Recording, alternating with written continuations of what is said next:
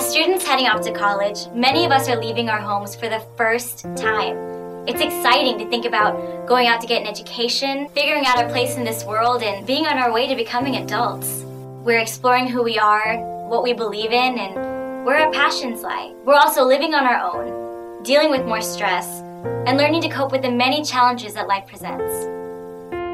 We might find ourselves sharing a room for the first time, learning to manage finances without your help, and keeping up with the more challenging academics that we'll be facing in college. We're also at a place where we are trying out new lifestyles, either to fit in with those around us or to experiment with new ways of being as we figure out who we are.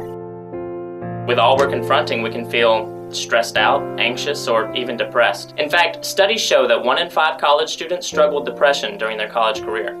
Many mental health issues first become apparent in our late teens and 20s, so it's also a time where new problems can come to the surface. If we have a history of mental health concerns, then all these new stressors we're dealing with can trigger these problems to arise again. As a parent, it's important that you're able to identify warning signs and help us access resources that best meet our needs. If your student has a history of mental health concerns, planning ahead can help them access the most appropriate mental health services. The more you can do to help your student think this through, the more successful he or she can be. So, let's go over some of the things that you should know. It may seem hard to figure out what's going on with us. There may be times when we don't want you to know when we're bothered by things. Sometimes we may not even really understand what's going on ourselves. Now this is important. Our new friends won't know if we've changed in the same way that you will, since you've known us our whole lives. You can help by keeping in touch with us and noticing how we're changing. There are signs that things may not be going well. As a general rule, the more of these warning signs you see, the more likely it is we're having problems. We could say things that show that we're feeling hopeless or trapped. You might also notice a change in our behavior. We could complain about not being able to get to sleep or not being able to get out of bed, or we may increase our use of drugs or alcohol. We could withdraw, both from you and our friends. We could also exhibit noticeably more or less emotion, especially anger, anxiety, or sadness. You may also notice us saying things like, "I wish this would all just end," or "None of this really matters anymore," which could indicate we're thinking about suicide. So what can you do to help if you're concerned?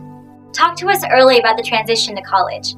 Go over what's in store for us and what problems we may encounter. Check in to see how we're feeling and what we're thinking. Your role is changing. We still need you, but as more of a guide. Also, take the lead from us. We'll let you know how much involvement we want and need from you. This transition might be tough though, so expect some bumps. Family dynamics will shift and you'll see us growing as people. Above all, remember to keep the lines of communication open with us through this transition. If you do notice behaviors that seem concerning, talk to us about it. Be direct and specific and let us know you're concerned. Tell us what you see in a non-judgmental way and try to be as supportive as you can. Know how to track down campus resources so that you can help us access them.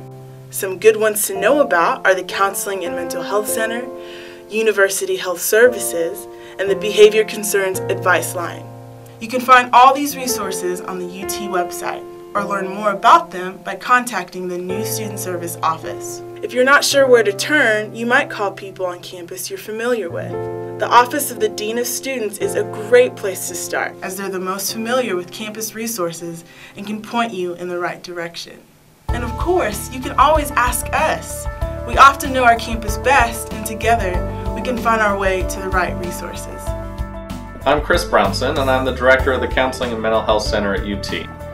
College years can be a stressful time, full of new challenges for students and their families. As your student prepares for college, consider what type of support they've needed in the past when they've been most under pressure. Consider helping them set up at least that much support here in Austin. This might include building a social network, establishing a relationship with a counselor, or finding a physician or psychiatrist to continue any existing medication treatment.